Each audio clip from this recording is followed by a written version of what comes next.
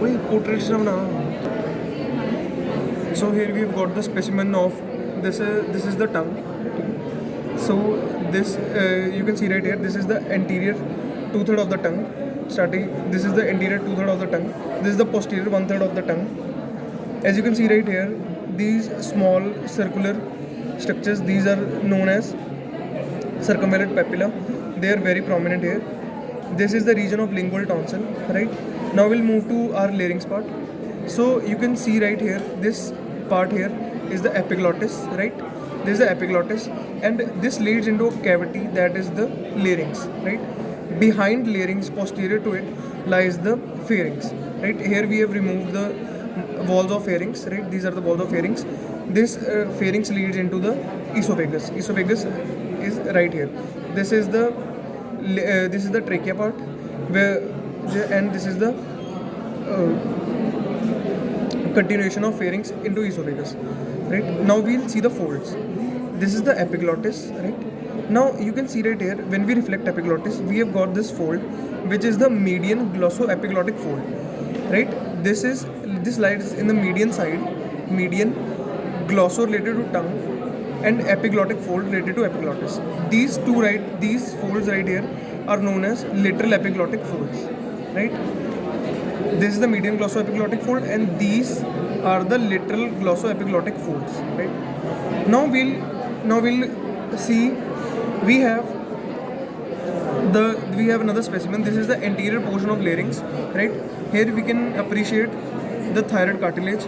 Now the point of joining of thyroid cartilage here, this is known as the Adam's apple, right?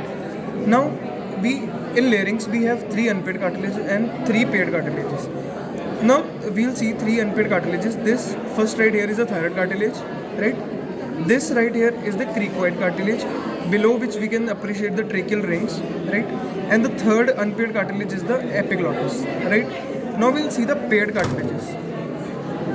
In paired cartilages, first of all we'll see this is the arytenoid cartilage, right? Now from arytenoid cartilage arises these folds, which are known as arytenoid epiglottic folds, right? Now these are 2, so they are paired. Now we can appreciate two swellings here. First right here and second right here. This is the cuneiform cartilage, and this is the corniculate cartilage, right? This is the cuneiform cartilage, this is the corniculate cartilage. And now we have got our 3 paired cartilages also, right? Now we'll see internal structure of larynx.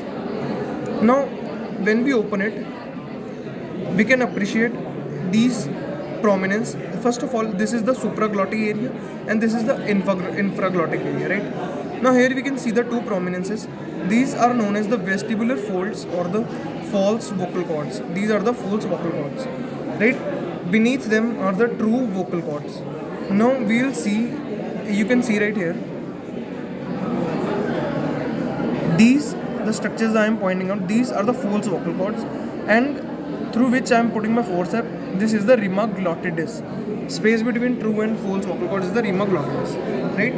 Now here you can see these sinuses, or these are known as ventricles. In whole body there are total 3 ventricles present. First is in the brain, second in the heart, and third is in the larynx, right? Here if we go laterally, we see this fossa, right? We see this fossa. This is known as pyriform fossa. This fossa right here is pyriform fossa or smuggler's fossa, right? And so this was all about it.